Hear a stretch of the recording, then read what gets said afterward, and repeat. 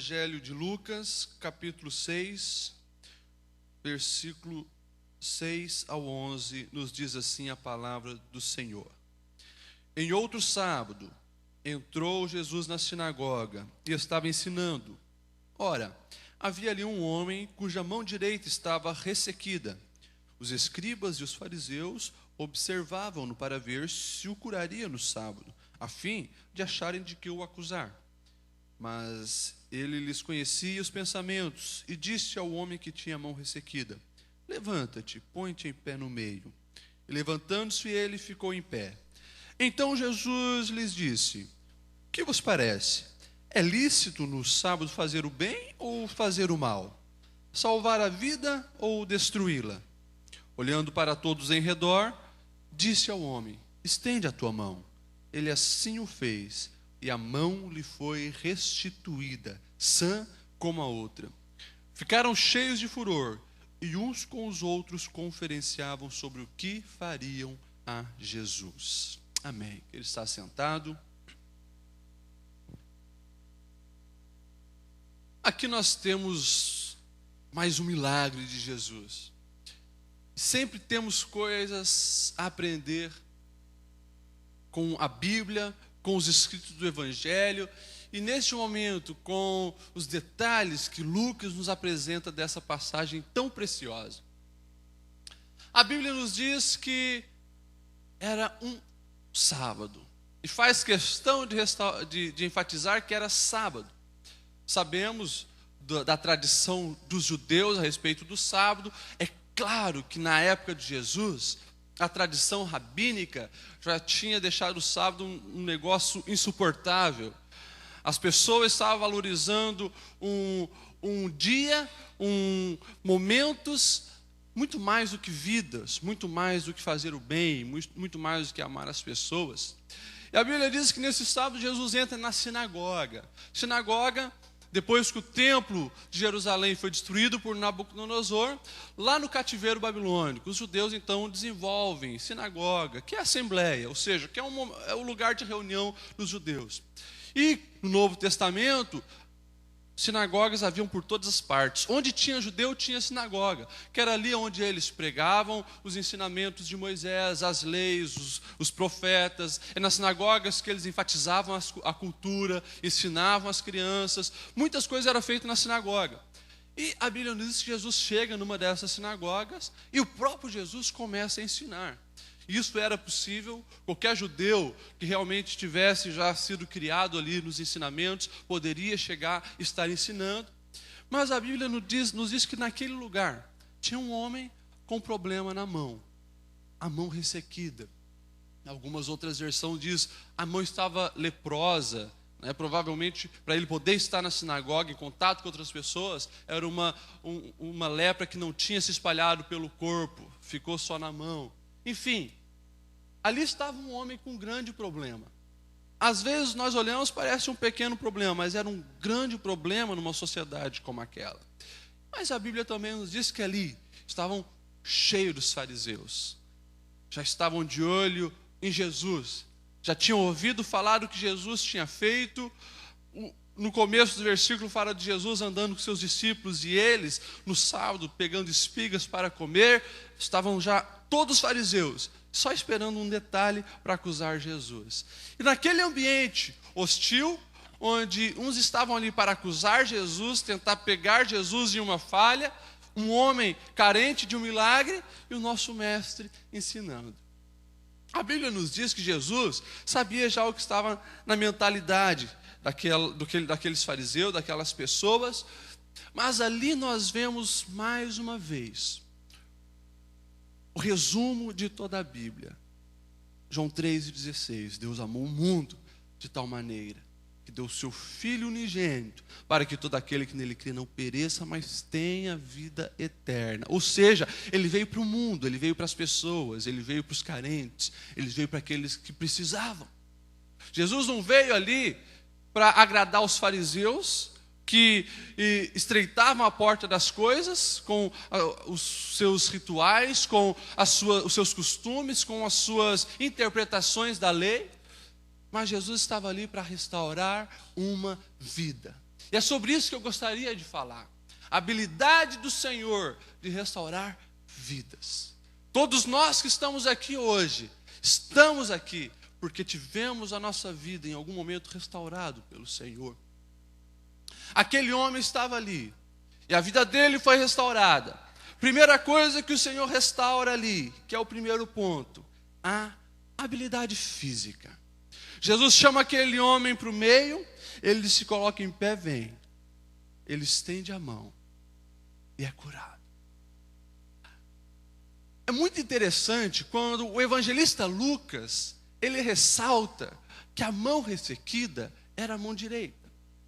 Estamos falando de uma sociedade onde 98% das atividades trabalhistas eram físicas, eram de labor corporal. Não tinha o computador, não tinha tantos trabalhos burocráticos. Quem tinha um trabalho que não exigia esforço físico era rei, governadores ou as pessoas que estavam envolvidas nessa questão. E daí tinha também a questão dos sacerdotes, né, os rabinos e assim por diante. Eram as únicas pessoas, isso era a minoria da minoria das pessoas, ou seja, a massa, o povo precisava trabalhar no pesado. E agora, sem uma mão para fazer isso, se tornava muito mais difícil. Mas o problema ainda não estava fisicamente. O problema todo não era na questão da mão não ter habilidade. Porque ele poderia ter desenvolvido a habilidade com a outra mão, né, com o pé, com tantas coisas nós vemos o ser humano se superando. O problema estava na cultura. Uma cultura onde se entendia claramente que o defeito físico, problemas biológicos, era sinal de pecaminosidade. Nós vemos isso lá na frente, né? Quando tem um cego e os próprios discípulos chegam para Jesus: Senhor, me diz uma coisa, quem pecou para que ele nascesse assim cego? Foi ele ou foi os pais dele? Jesus diz: nenhum nem outro. Isto está aí para que a glória do Senhor seja manifestada. Mas a cultura entendia dessa forma: é pecado. Tem um problema físico, tem um problema biológico, está em pecado. O interessante é que Jesus então chega para aquele homem, o cura e restaura a sua habilidade física. A partir de agora, com as duas mãos funcionando muito bem, para aquele homem poder se tornar um cidadão normal, bater na porta de alguém pedindo emprego, era muito mais fácil. A habilidade com as mãos que ele tinha antes, agora foi-lhe restaurada. Ele poderia então trabalhar livremente. E aqui eu tenho duas coisas que a gente precisa trazer para aplicarmos em nossa vida. Primeira, aquele homem, sabendo que Jesus estava ali, e sendo um defeito tão pequeno, talvez, não era um problema nas pernas, um aleijado das pernas, onde não poderia andar, todo mundo via, mas era um problema na mão, ele poderia esconder aquilo e ficar escondido. Mas a Bíblia não diz que todos ali sabiam que ele tinha aquele problema. Ou seja, ele não escondeu o seu defeito, ainda mais na presença do mestre. Todos ali sabiam que ele tinha aquele defeito. Isto nos mostra que ele já estava com a mente focada que alguma coisa poderia acontecer ali. Talvez o seu milagre estivesse muito perto de acontecer. E ele não esconde os seus defeitos. Pelo contrário, estava exposto a todos. E o próprio Jesus vê isso e o abençoa e o cura na presença de todos. Os homens ficam apavorados com aquilo, mas o milagre aconteceu. Na nossa vida, nós temos a habilidade, seres humanos, de tentar esconder os nossos defeitos. E muitas vezes, o milagre não acontece em nossa vida. A restauração não acontece porque nós escondemos justamente aquilo que precisava estar exposto na presença de Jesus. Nós precisamos muitas vezes tirar a máscara, tirar aquilo que você sabe que é o teu ponto fraco. Não estou falando aqui de questão física como aquele homem. Eu estou falando aqui de questão moral, de questão racional, questão emocional. Quantas coisas precisam ser trabalhadas em nossas vidas e a gente esconde e tenta às vezes esconder de Deus. Grande erro, porque do Senhor nada se esconde. Mas o Senhor espera de nossas vidas a oportunidade onde entregamos a Ele os nossos problemas, os nossos defeitos, as nossas falhas, para Ele poder restaurar habilidades que muitas vezes perdemos. Não habilidades físicas, mas nós vivemos uma sociedade onde muitas habilidades estão se perdendo e as pessoas ainda fazem questão de esconder o seu defeito. As pessoas continuam fazendo questão de esconder justamente aquilo que precisa ser consertado e curado pelo Senhor. As pessoas perderam a habilidade de esperar. Não sabemos mais esperar nada. Né? A geração do fast food, a geração do micro-ondas, é tudo para já, tudo para agora. De Deus nós não queremos esperar as coisas, nós pedimos e queremos receber. O problema também acontece quando trazemos isso para a questão familiar, relacional, de convívio. Perdemos a habilidade de paciência com as pessoas.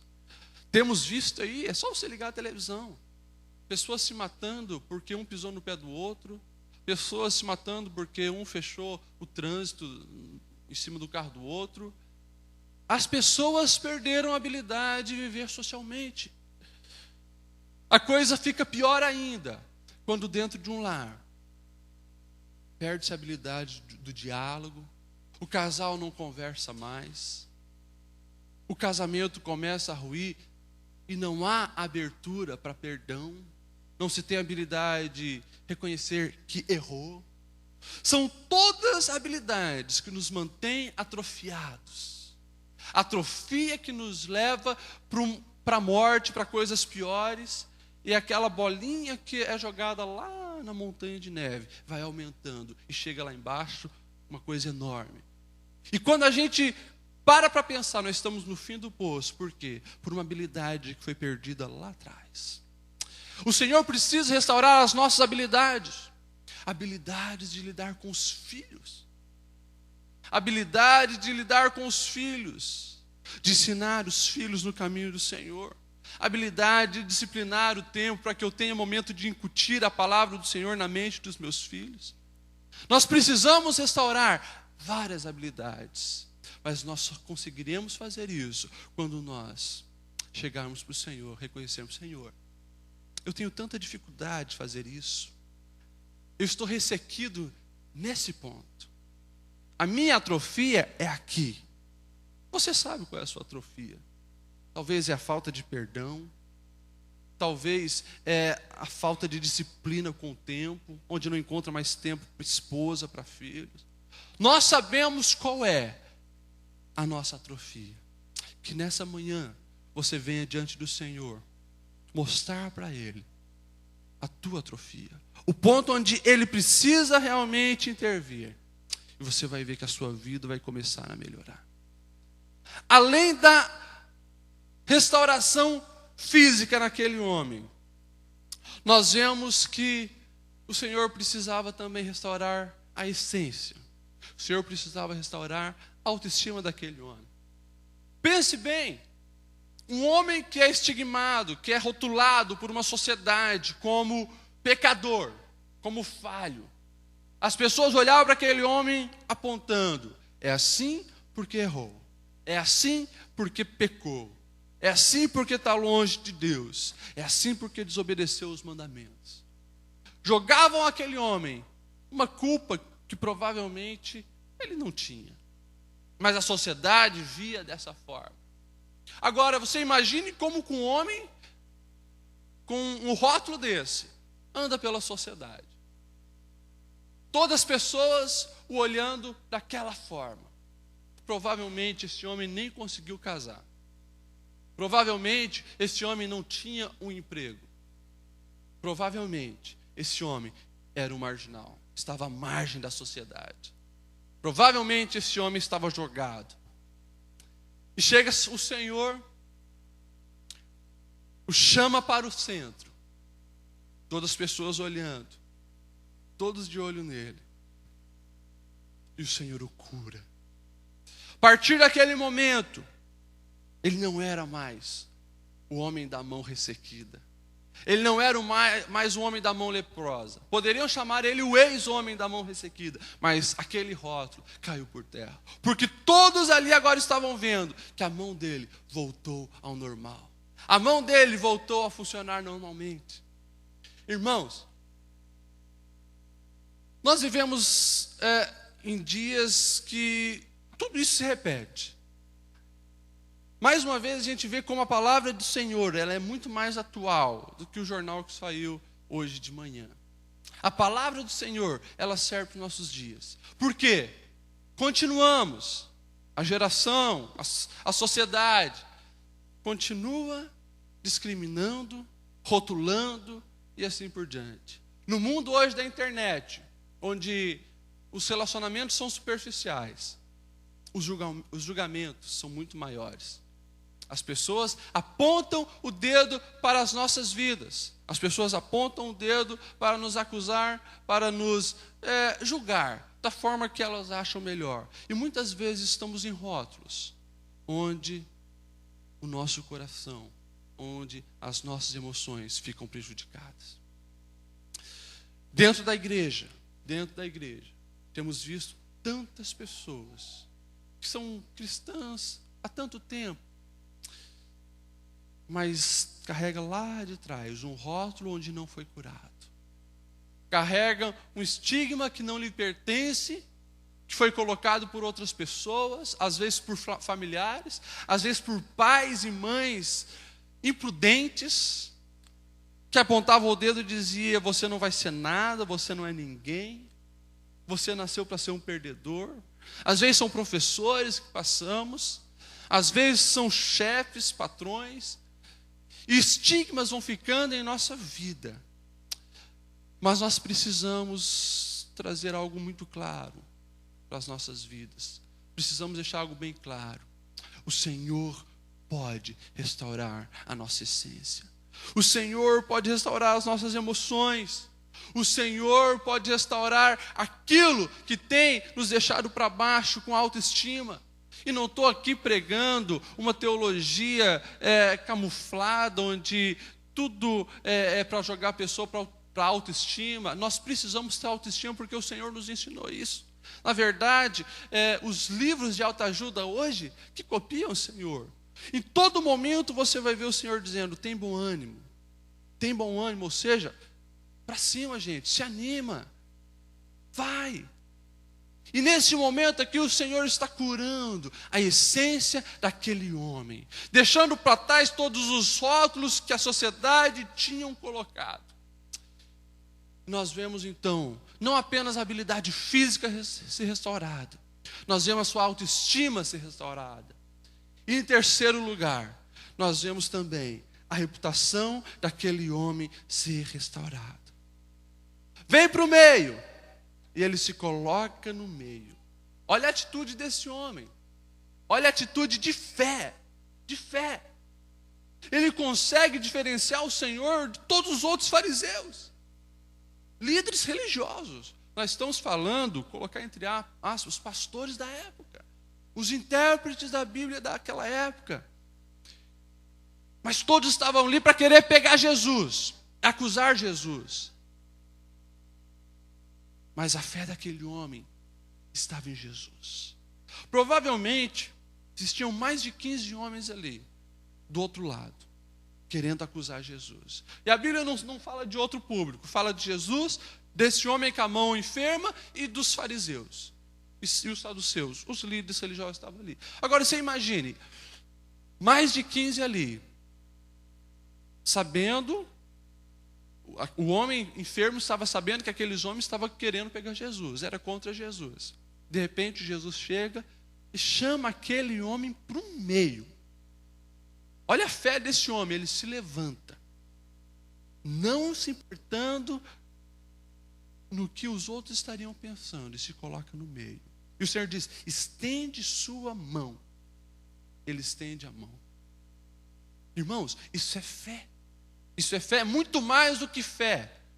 Conforme as profecias antigas, principalmente de Isaías, onde o Messias que viria sararia os enfermos, o coxo andaria, o cego veria, o mudo falaria. Está lá em Isaías 35, 5 e 6. Aquele homem consegue enxergar em Jesus o Messias revelado. E lá no meio, não importando o que as outras pessoas estariam pensando, ele estende a sua mão e a sua habilidade é restaurada. Agora, habilidade biológica restaurada, habilidade de autoestima, habilidade de lidar com as coisas, mas agora diante de todos o Senhor está ali restaurando a sua reputação. Ele não é isso que vocês pensam que ele é. Ele está curado, é igual a todos vocês. É aquela fé daquele homem é revertida em bênção para a sua vida. Um homem que já estava há anos vivendo ali, debaixo de rótulos, debaixo de discriminação, agora poderia sair dali e ter a sua vida restaurada, ter um emprego digno, bater no poder realmente trabalhar, conquistar realmente a sua independência. Este homem poderia agora realmente, provavelmente largar a mendicância. Aquele homem poderia constituir família. Aquele homem poderia ser uma pessoa normal. Por quê? Conseguiu colocar a sua fé em Jesus, mesmo quando sabia que todos os outros estavam ali do outro lado. Irmãos, dentro da igreja é muito fácil ser crente. Dentro da igreja é muito fácil ser crente. Agora, quando nós olhamos para uma sociedade pós-moderna, terrivelmente mergulhada nos princípios satânicos, terrivelmente mergulhada no relativismo que tem realmente levado a sociedade para muito mais perto do mal. Estão realmente comendo na mão do diabo. Ser cristão lá fora não é fácil. Você colocar a sua fé em Jesus sem se preocupar na atitude das outras pessoas, isso não é fácil. Aquele homem sabia que ele estava correndo risco de morte. Lázaro depois que ressuscitou, os fariseus tentaram matar ele. Agora aquele homem estava ali mais uma vez provando que diante dele estava o Filho de Deus, diante dele estava o Messias. Ele poderia ter ficado quietinho na dele, sairia bem, mas ele correu o risco. Por quê? Porque botou fé em Jesus. Nessa sociedade, meus irmãos, onde cristão é chamado de ignorante, as pessoas que acreditam em Deus são chamadas de burros, muitas vezes não explicitamente, mas jornalistas, novelas, filmes estão colocando o tempo todo isso. Onde a sociedade evangélica cresce, mas não cresce a qualidade. Ser cristão verdadeiro, meu irmão, é difícil. E dentro dessa sociedade evangélica, sociedade cristã de hoje, infelizmente, a maioria está muito mais preocupada com o que os fariseus estão pensando do que o próprio Senhor está pensando. Irmãos, as nossas atitudes precisam ser pautadas no que o Senhor está pensando das nossas vidas. Eu preciso chegar aqui na igreja, cantar um louvor, pensando o que o Senhor espera de mim. E não preocupados com o que o irmão vai pensar se eu fizer isso, o que o outro vai falar. Eu preciso lá fora tomar minhas atitudes no trabalho, muito mais preocupado com o que o Senhor está pensando do que os meus colegas de trabalho estão pensando. Eu preciso, numa faculdade, numa vizinhança, estar muito mais preocupado com o que o Senhor está pensando do que os meus vizinhos e os meus colegas estão pensando.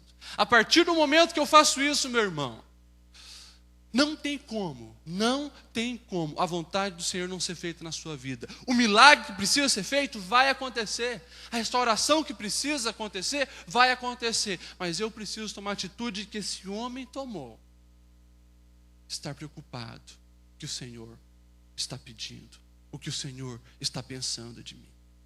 Quando eu começo a tomar as atitudes da minha vida baseado nesse princípio básico, nesse princípio simples, tenho a coragem de me levantar, ir para o centro porque Jesus chamou, estender a minha mão, fazer isso porque Jesus chamou, porque Jesus falou, a minha vida passa a ser diferente. É milagre sobre milagre.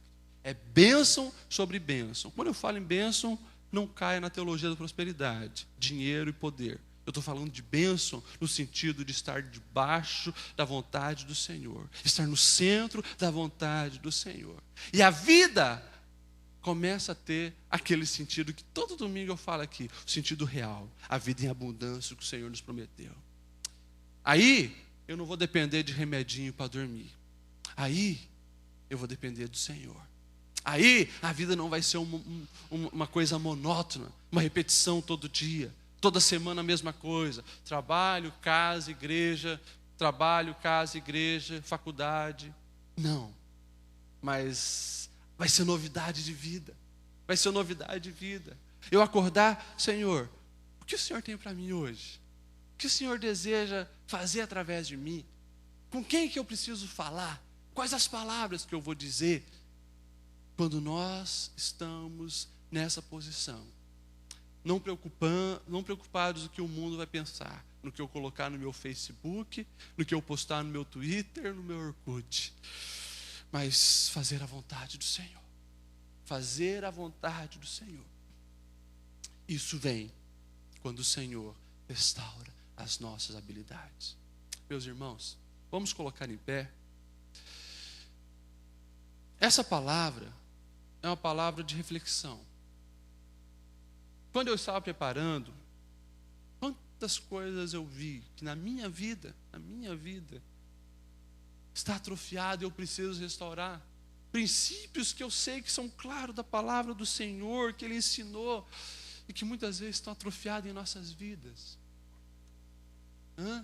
Eu quero que você nesse momento pense nas atrofias da tua vida.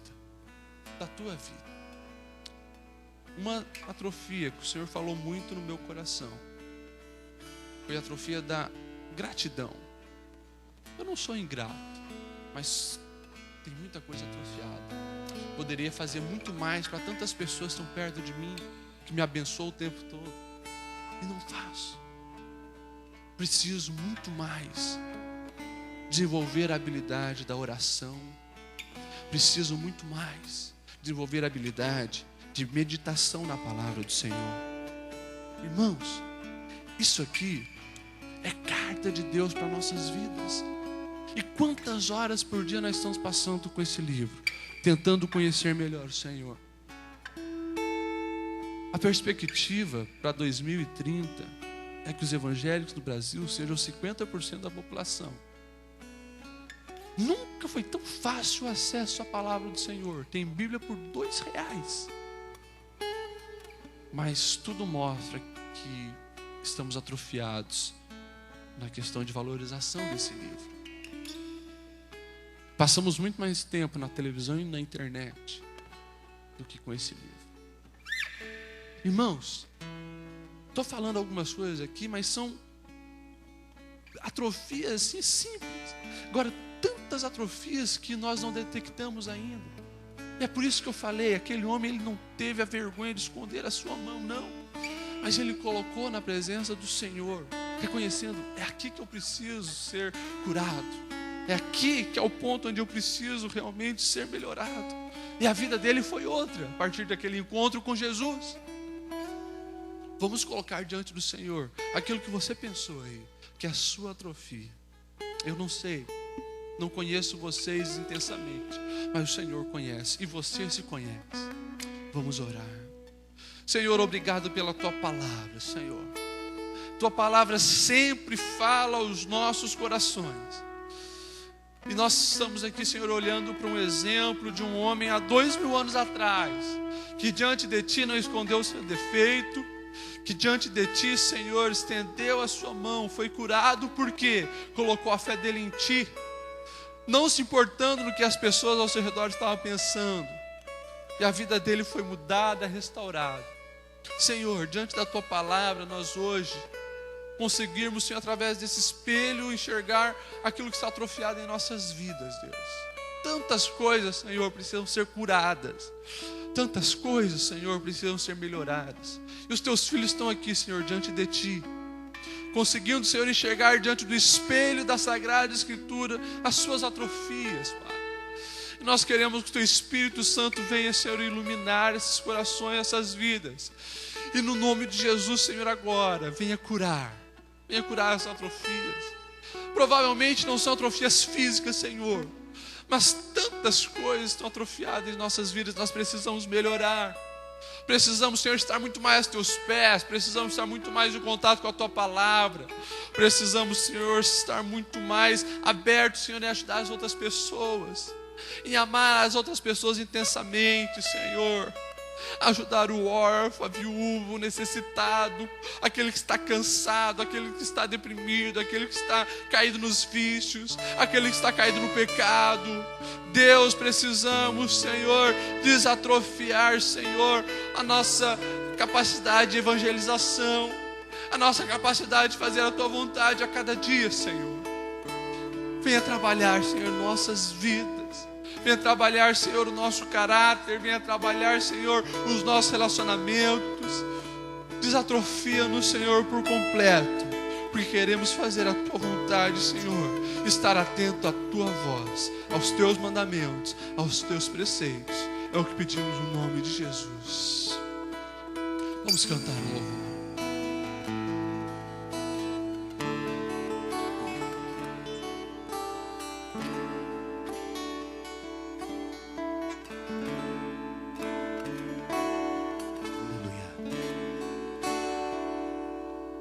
Não há Deus como Tu. Oh, Senhor, não há Deus como Tu. Não há Deus como Deus que pode nos restaurar, Senhor. Que guerrei as minhas guerras e me faz um vencedor. Não há Deus como Tu. Levante sua mão e declare isso. Não há Deus como Não há, Senhor. Não há Deus como Tu, que guerrei as minhas guerras e me faz um vencedor. Não há Deus como Tu. Eu abro o coração pra Te adorar, Senhor. levanto as minhas mãos pra Te exaltar. Eu levo a minha voz pra Te louvar. Não há Deus como Tu. Não há Deus como Tu. Não há Deus como Tu. Não há Deus como Tu, que guerrei as minhas guerras e me faz um vencedor.